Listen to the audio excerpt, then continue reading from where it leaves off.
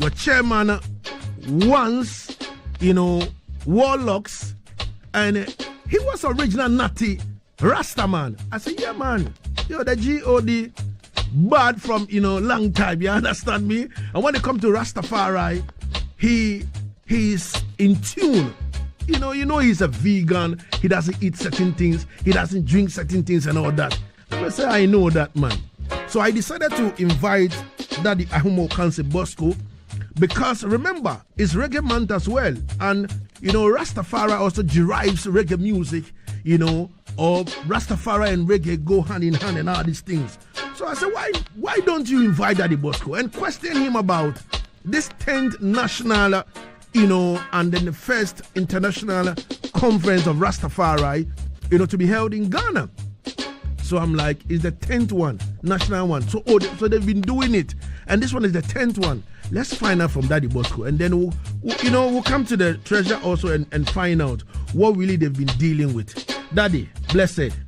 Yes, man. Give thanks. Greetings, the King Lagazee, original 7-star general. Blessed. Yeah, man. How is the vibe, Daddy?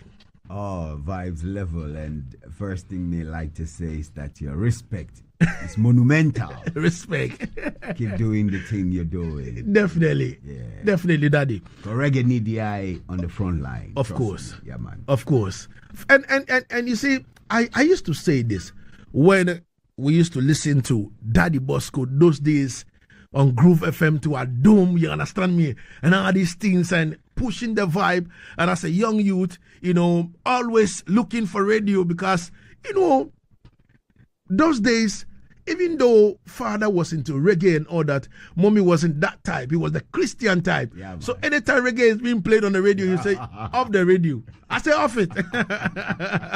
So sometimes you have to run from the house to other places to go listen to the show and come back. And then you holding a piece of paper, trying to write, playlist and all that. All right, if I have to get a chance, I have to play this and that and that and that. From them time there till now. So we give thanks, Daddy B. We give thanks every time. Now, let's go straight to the main reason why I decided to invite you into the studio to, answer a few questions pertaining to this particular, conference. Now, tell me about this, the 10th one. Yeah. Wow. So it's been happening all this while. Yes, sir. All right. We've been having Rastafari conference. Okay. Over the past 10 years. Okay. And last year we held it in Accra. Mm-hmm. We're repeating Accra again. And last year our special guest of honor was the Honorable Stephen Asamoah Boateng. Okay. Then Minister of Chieftaincy and Religious Affairs. Mm-hmm. So it's been something we've been doing.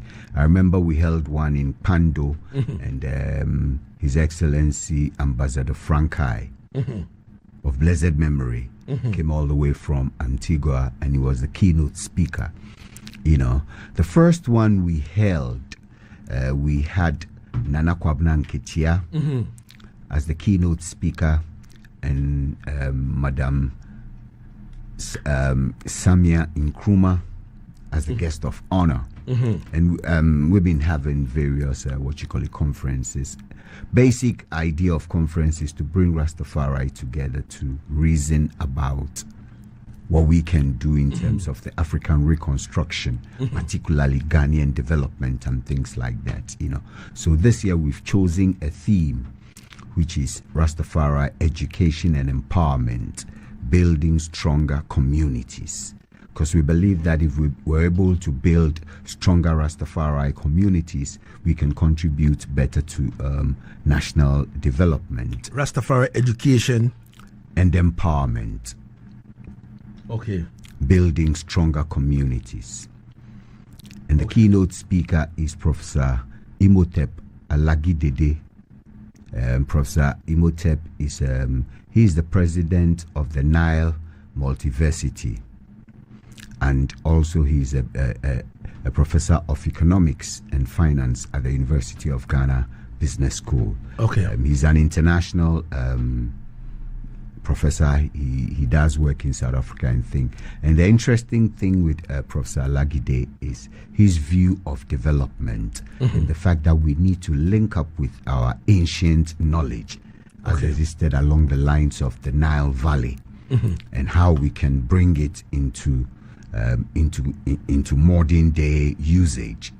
So I'm personally looking forward with excitement to hear his keynote. Of course. Yeah. All right. But Daddy, you will agree with me that we've been having these conferences, for the past 10 years. Yeah. And the problems, Rastafari brethren are going through are still the same. You are in a car and you get to a checkpoint and police people ask you to get down for, they will single you out as a Rastaman and search you and all that. If all these conferences has been going on, and even this Achimota issue of this Rasta youth being denied and all that, and there was a whole, should I say, catastrophe about it, and people demonstrate here, and everybody saying what they like and all that. For the past 10 years, what can we proudly say we have achieved in terms of these conferences and bringing big people to come and speak to us? It's not about coming to the podium and speaking big grammars and all that kind of thing, and at the end of the day nothing happens. What have we achieved so far? Good question. Very, very good question. Now, the work of the Rastafari Council is largely advocacy. I like the issues you raised, and those are the things we're advocating on, and then the welfare. Let me speak about the advocacy first. With the profiling, it'll interest you to know that we met the Police Council in 2019, if my memory serves me right, and based on that, a circular was issued to all regional commanders, and the council was given the contacts of regional commanders, and we published the circular on our platforms. That's the first step, so that was a directive from the National Police Council to all policemen to cease and desist from profiling and indiscriminate pulling out of people from vehicles and those things. That's on the advocacy front. Now, I tell people that in my 62 years on planet Earth, cannabis was a taboo in Ghana, even mentioning it. And give thanks to our advocacy work when the Honorable Chairman Sabunsu, who was then the majority leader in Parliament, read the bill for the passage of same in Parliament. He applauded Rastafari. And it's in the hands out in Parliament. It's incontrovertible. So in terms of advocacy, we've been at the forefront. The last one I'd like to touch on, which created a national hula baloo, was the issue of the Achimota students. Right there, the council was on the forefront, advocating, engaging with the courts. It will interest you to know that the vice presidential candidate of the CPP in the past election, lawyer Wayo Ganamanti, was one of the key counsels in defending the issue in the courts. So in terms of advocacy work, we've been there. When you talk about welfare is something that the good book says, when you do something good for your brother, you don't let the other hand know about it. So I will not sit here and say, yeah, the council, we did this and did that and did that. But ones who have felt the impact of the welfare initiatives of the council can testify to that. Quickly, in the area of welfare, I'd also like to talk about something that the council is advocating: insurance. Because time and again, brethren and sisters encounter various challenges and things, and if only we had a group insurance in place. And this year I believe that the treasurer and his team will be working diligently to get at least 50 people to sign on. One of the interesting things I'd like to say finally is that, you see, we need to put our money where our mouth is as Rastafari. Yeah. We're talking about a faith that is barely 100 years old. And so some of us are the pioneers. We're blazing a trail that has not been blazed before. When you look at other faiths and things, they've been around for 1,000 years. So there's a blueprint to follow. When you talk about Rastafari, you yourself, you know, in Ghana, you people are the first generation of Rastafari. So if we don't get our act together, come together and work with unity of accord to say this is the kind of destination we want to get to. And the other day, a virgin was asking, hey, Mahama say he tear the Hajj pilgrimage figure top from 70-something thousand to 62,000. Which was Rasta. What? Then he say, but the Muslim people say they get 2 holidays. The Christian get The point is, Marcus Garvey says, power respects power. Yeah. So if you don't engage in conferences where you showcase your numbers, where you showcase your presence, you won't be taken seriously. And it's on that note that I personally invite anybody who calls himself a Rastafari or is a sympathizer of Rastafari faith or likes Rastafari to be at the Arts Center so that together we can reason about how we can educate and empower and build stronger communities.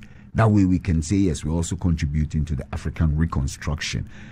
The African issue is one of reconstruction, not construction or development. We've been there already. We the things scatter. So we just have to reconstruct the thing. All right. Let me, before I come back to Daddy Bosco again, let me deal with Rough Ringo.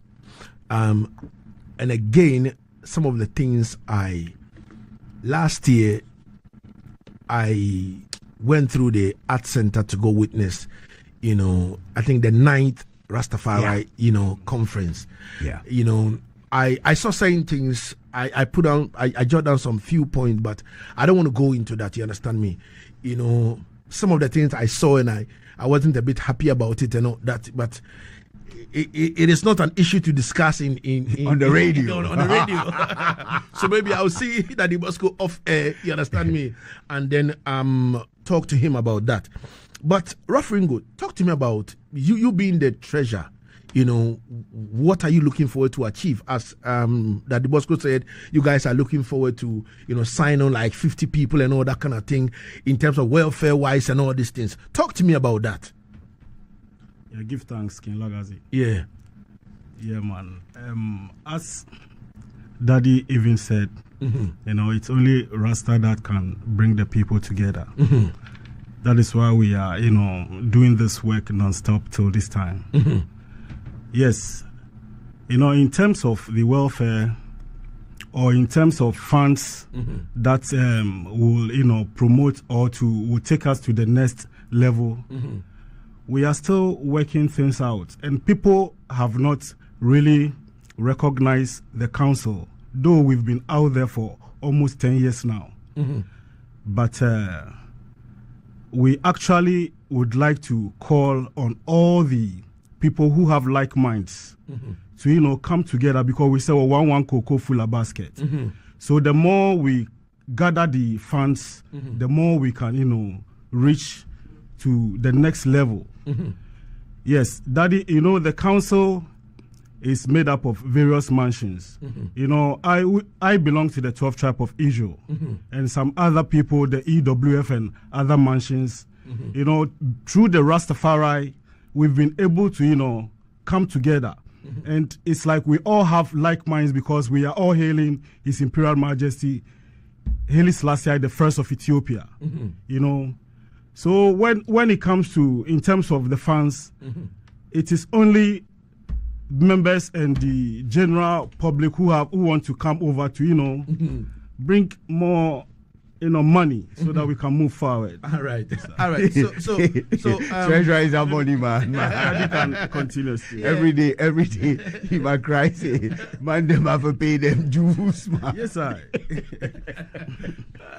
All right, but what kind of interests me over here is Rough Ringo is a bar-led man. You understand? Yeah, man. He's not wearing locks. Yeah. So this shows that you don't have to dread to be a Rasta. That. You understand me? So all the people them who like myself and all these things, you know, because a lot of the time I know that they say the problem is with the bobos. Is that true? Okay, so what it is you see, Morgan's heritage come out of the 12 tribes of Israel stock. Yeah. And Yaad the prophet, he pulls his hair. He doesn't wear locks. And so the teaching is that it's a heretical thing. And I liken it to the police service, where you have policemen in uniform and then you have policemen in mufti. That doesn't make them no less policeman than the policeman in uniform. They all have specific roles to play within the police force. So the brethren them who don't wear locks, it don't make them less Rasta than the brother them who wear locks. I mean, in my church, I've seen brethren who don't wear locks, who is more rutical, who is more Rastafari than people who have locks sweeping the ground and thing. You know what I mean? So it's a heretical thing. It's a thing based on values and not hairstyle. All right. Yeah. But in the Rastafari, circuit, I know a lot of all the mansions came together to form the Rastafari Council, don't it? Yeah, man. But what I've realized, or what I'm being told, or what I've heard, is that the bobos normally are the problem. No, you see, what it is problem is in your head, I tell people, because Jabi is a foundation. Jabi, them are the patron of the council. He's the one who pushed I and say, yo, you have to have a Rasta council. Because he marveled at the way 12 Tribe, EWF, and Bobo and everybody get together back in those days in the early 2000s and do things. And that's what led to 2009, the establishment of the Rastafari Council, Ghana. So if Bobo, or if Jabi is a big Bobo man who used to work with Prince Emmanuel back in the day, and thing, is with the council, I won't say, you see, and that's why I say that the faith is barely 100 years. People are still working out them things. But when them come to the realization that unity is strength, and I have to get together and do our things as one people, then people will appreciate. All right. So I've got some few messages over here on our Facebook before my producer Naroba was stepping with his question. Saint Odo says, Citizen Saint, aka Saint Odo says, large up, greetings to Daddy Bosco. And then Kobandi, all the way from the UK, says, we used to record Daddy Bosco culture, B Black Santino, those days. You understand me? Remember Prince Jakai of Bobo Shanti, yes, I Ada, see it. Yeah, man. And then Carl Collins says, greetings, King Lagazee. I'm very honored for the great work, you did with me to get back on radio and also get access to you. This tells me that you are truly concerned about your followers. Definitely, man. You understand me? Respect and honor. He said, I'm very honored, man. Trust me, with no apology. Junior Maestro from Norway, far away, just step in, and Sandra Ricardis also step in. All of them are listening. If you have any question, we have, the members of the Rastafari Council over here, in the studio with us. And then, before we go back to Daddy Bosco and ask him about, what day, you understand me, and time, would the conference take place over here at the Art Center. Let's hear from Naro Bawa. Naro, talk to me. Greetings, Daddy. Yes. I have on the lighter note though, don't forget Lagazee was once a bubble, so original. Yeah, so my first question is how relevant is Rastafari today?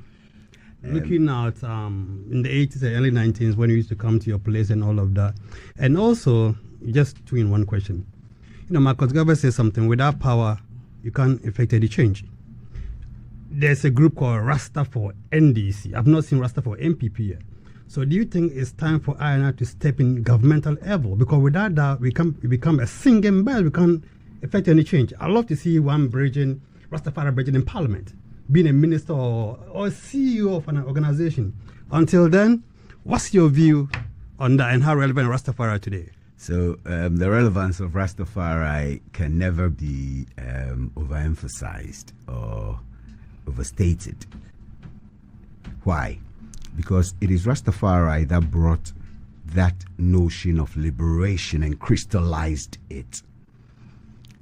If you look at the contribution of Rastafari, let me just take it from apartheid. Rastafari was one of the loudest voices. Even in Ghana, His Excellency Nana Addo Dankwa Akufo-Addo, may peace be on him wherever he is, and I doff my hat to His Excellency. You know why? At the Jubilee House, when he granted citizenship to over 100 diasporans, he quoted none other than Peter Tosh. No matter where you come from, as long as you're a black man, you're an African.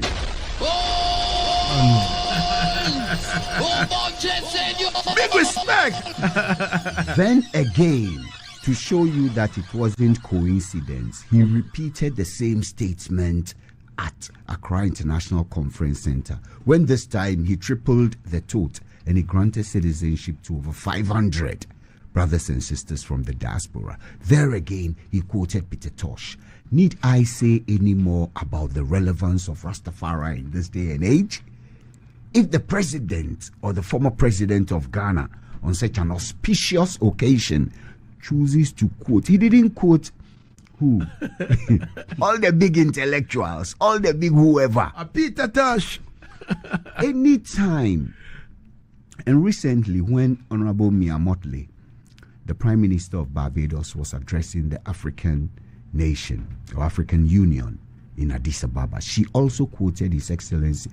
First, she quoted His Majesty Emperor Haile Selassie, his speech about the issue of color, where he says, until the color of a man's skin is of no more significance, there'll always be war. Then she went further and said it was popularized in music by Bob Marley. I'm talking this month. Yeah. See the relevance of Rastafari? And then within our lives, the other day I was telling some young people that the basic difference between Rastafari and, let me use Christianity, is the fact that we don't think God or Christ is that white picture on the wall. And we give a simple reason. If the Bible says man was created in a garden, the fundamental question we ask is, what is the best soil in the garden? Black. So the first man God created would be a what? A black. And they said God created man in his own image and likeness. It is Rastafari that is bringing these truths to the people so that people emancipate themselves from mental slavery. Rastafari today is more relevant today than it even was in 1930. Do you know why? In 1930, technology wasn't this widespread and dominant. Today, if we're not careful to instill in our youth certain values and principles, technology will make them feel that they are inferior. I mean, I've sat and listened to youths who are saying, hey, and I'm like, oh. That is what Rastafari came to fight against. That's why we even put His Majesty's picture there and said, look, that is your God and King. And the principle of God and King is very African. You know why? Asantini is called what? Otumfo. Nyami. Yeah. Nyami Kesie. If you don't know, I'm telling you this. The first day I met Nana Otumfo, no, Mfanchemi, Otumfo Osei the second. Before then, I had met Crown Prince Zara Jacob in Ethiopia. Then it dawned on me, you know why? You're trained. Yes, you're from us, but you're trained to be that leader. And so when I heard that, yeah, Utumfo Nyami Kesie, then I realized that is what the African believes in that God-King philosophy which goes back to ancient Egypt. You know what I mean? So that is the relevance of Rastafari today. The second part of your question is you want to see Rastafari in Parliament, and people who talk to me will tell you that is the crusade on which I am. I tell the youths that His Imperial Majesty Haile Selassie was the head of government. True. Marcus Garvey tried to do it in Jamaica. He formed a political party. Couldn't achieve it. Osagyefo Dr. Kwame Nkrumah, the greatest student of Marcus Garvey, took those ideas and came to Ghana and established it. The Black Star Line. The Black Star of Africa. So Rastafari youths have to acquire the skills, acquire the knowledge and the education. Because I tell the youths that, look, if you're feeling discriminated against, where do they pass the laws? Parliament. So if you don't go to Parliament, stop your complaining. True. So I'm giving you 10 years, no, 12 years. Over the next 3 elections, you will see some Rastafari dreadlock brethren, and also man like what you call it, Rough Ringo and Lagazee, who do not wear locks but profess Rastafari in Parliament. Mark it somewhere. 12 years from now. I think Mubarak made us proud. Yes, man. Yes. Big up, gunshot for us, Mubarak. Because you see, people contest whether Mubarak is a Ras or not. I live in Medina. I live with Mubarak. Yeah. I know Mubarak from the days he was wearing locks. Of course. And he used to go to Jamaica and do the things Lagazee is doing. Yeah. Because he had GBC backing him. Yeah. So he would go and do video interviews. Man, a Rasta, man. My last question. Go ahead. Nice one. Yeah, so, well, the first answer is a bit debatable because now there are people that actually separate reggae music from Rastafari. Oh, you know why? Yeah. Because you see, the greatest prophet of reggae music is who? Bob Marley. And Bob Marley said, the work of reggae is to spread the message of Rastafari. It's incontrovertible. Yeah. You see, you can come into reggae music as a musician, as an artist, this. Granted, because it's a music form. That's why Stevie Wonder, Rihanna, Mick Jagger, Beatles, the whole of them record reggae music. But Bob Marley said, I feel with gospel music, enough. Even one of my greatest pastors, Mensa Otabil, is on record as having said that reggae music, Bob Marley music, elevates. So the last question is, you spoke about Marcus Garvey, and without Garvey, there's no Rastafari. In the immediate past, ex-president of the U.S., Joe Biden, pardoned Marcus Garvey when he was leaving office in January. Yeah, man. I didn't see the noise, even not just in Ghana, within the Rastafari community, even in Jamaica. It's only few people that actually really spoke about it loudly for a few people to understand. So what's your take on that? Being pardoned, I mean, it was symbolic, right? But still, I think it's relevant to Garvey's image. So from the Rastafari point of view, how do you feel about that? Garvey being pardoned for almost 80-something years of being wrongly convicted for a crime he didn't commit. It's like dropping a pebble in the ocean. We want them to apologize for the wrongs of 400 years. We will not applaud them for pardoning Garvey. True. We want them to come on front page and apologize for the inhumanity, for the abuses they've perpetuated on African people. We will not applaud them for that. Nah. It's like somebody come thief your things. You see the way they thief our things and then give us small, and then they say they loan it to us. Should we applaud them for that? No, sir. Let me chip this in about the conference activities. Yes. On Tuesday, we're partnering with Natural. Starting when? Tuesday.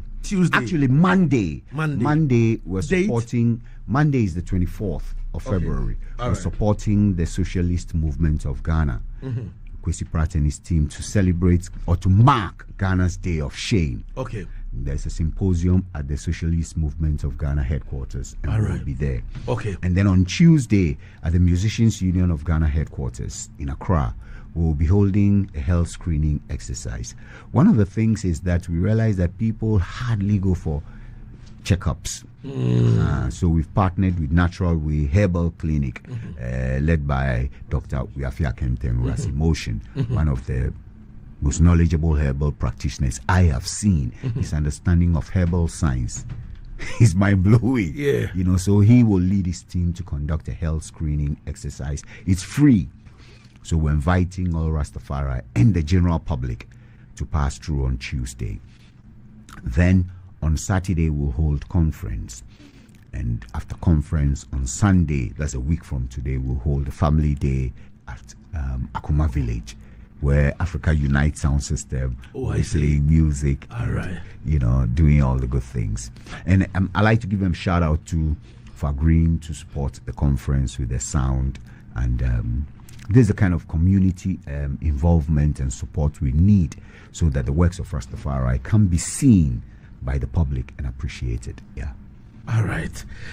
Wow. Ruff Ringo, do you want to add anything before we wrap it up?